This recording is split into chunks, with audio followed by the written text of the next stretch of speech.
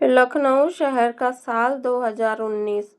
पुराना घर, आंगन में नीम का पेड़ और दीवारों पर शादी की तस्वीरें टंगी हुई थीं।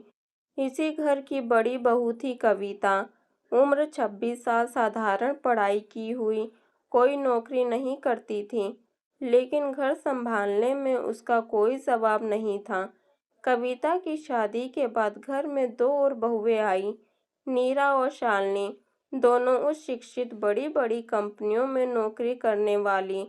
परिवार में सभी को लगा कि अब घर और भी रौनक से भर जाएगा, क्योंकि नई बहुएं मॉडर्न सोच वाली थीं। कविता को भी खुशी थी। वह अक्सर अपने देवरों से मजाक में कहती, देखना, मैं अपनी देवरानियों के साथ घूमने फिरने के सारे शौक पूरे करूंगी। देवर हंसकर कह देते, भाभी, आप तो हमारी टीम से ज़्यादा हमारी बीवियों की टीम में होंगी। लेकिन शादी के बाद तस्वीर बदलने लगी। नीरा और शालिनी दोनों सुबह ऑफिस जाने की तैयारी करती, अच्छे से सस्ती और देर शाम लौटती। घर के कामों में उनकी रुचि लगभग शून्य थी। कविता और उसकी सास सुबह से शाम तक रसोई में जुटी रहती। कविता ने कई बार प्यार से समझाया, नीरा, देखो, माताजी और मैं दिन भर काम में लगे रहते हैं। शाम को तुम थोड़ी मदद कर दिया करो, उन्हें अच्छा लगेगा। नीरा ने बिना झिझके कहा, भाभी, दिन भर ऑफिस में इतना काम करती हूँ कि घर आकर बस आराम करना चाहती हूँ। और वैसे भी आप तो घर पर हैं, आपको दिक्कत ही क्या है। कविता को उस दिन पहली बार एहसास हुआ कि नौकरी और गृहस्थी के बीच बहुत बड़ा फर्क होता है। लेकिन उसने शिकायत करना छोड़ दिया और पूरे मन से अपने हिस्से का काम करने लगी। सुबह 5 बजे उठकर सबका नाश्ता, टिफिन और घर की सफाई। फिर आया साल 2021, कोविड की दूसरी लहर। घर के दोनों बेटे यानी कविता का पति अजय और छोटा देवर राहुल इसकी चपेट में आ गए। हालात बिगड़े तो दोनों को अस्पताल में भर्ती करना पड़ा। तभी मुश्किलें सामने आने लगी। राहुल की पत्नी नीरा उसे मायके ले गई और वहां एक प्राइवेट डॉक्टर से इलाज कराने लगी। राहुल की हालत सुधरने लगी। उधर अजय की तबीयत बिगड़ती जा रही थी। कविता ने नीरा से कहा, नीरा, क्यों ना अजय को भी उसी डॉक्टर को दिखाया जाए, शायद वे मदद कर दें। नीरा का जवाब चुप गया। दीदी, डॉक्टर एक दिन का 3,000 लेता है, ऊपर से दवाइयाँ और ऑक्सीजन का खर्चा अलग। क्या आप ये सब उठा पाएंगी? कविता चुप रह गई।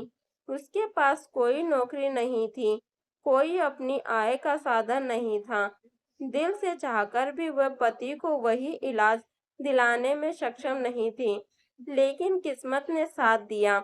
धीरे धीरे दोनों भाई ठीक होकर घर लौट आए।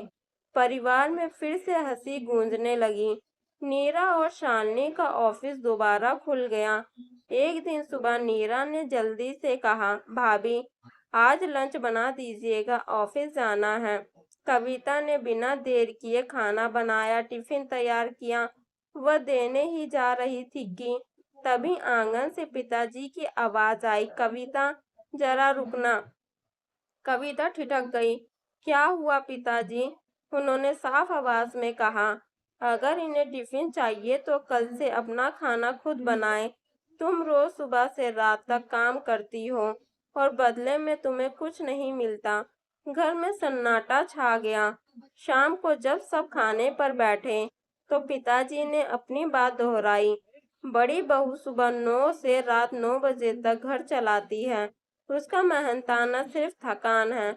छोटी बहुएं दिन में 7-8 घंटे ऑफिस में काम करती हैं और बदले में वेतन पाती हैं, लेकिन वह वेतन सिर्फ अपने और अपने पति पर खर्च होता है।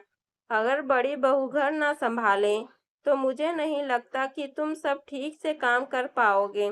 उन्होंने आगे कहा, अगर चाहते हो कि ये तुम्हें टिफिन दे, तुम्हारे हिस्से की गृहस्थी भी संभाले, तो अपने वेतन का आधा हिस्सा इसे भी दो, ताकि कल को किसी मुसीबत में इसे किसी के सामने हाथ ना फैलाना पड़े। ये सुनकर नीरा और शालिनी दोनों चुप हो गई। उन्हें एहसास हुआ कि सचमुच घर की बड़ी बहू ही पूरे घर को थामे हुए हैं। अगले ही दिन उन्होंने अपनी तनख्वाह का हिस्सा कविता को देना शुरू किया। कविता के चेहरे पर आत्मविश्वास लौट आया। अब उसे लगा कि उसके काम की कद्र हो रही है। परिवार में समानता की भावना पनपी। नीरा भी संतुष्ट थी, क्योंकि उसे पता था कि घर के पीछे एक मजबूत हाथ है। कविता अब और भी बोल्ड हो चुकी थी। वो मुस्कुराते हुए कहती, देखा, घर की बहू नौकरी ना करे, लेकिन उसके बिना घर की नौकरी कोई नहीं कर सकता। और उस दिन से परिवार में संतुलन कायम हो गया।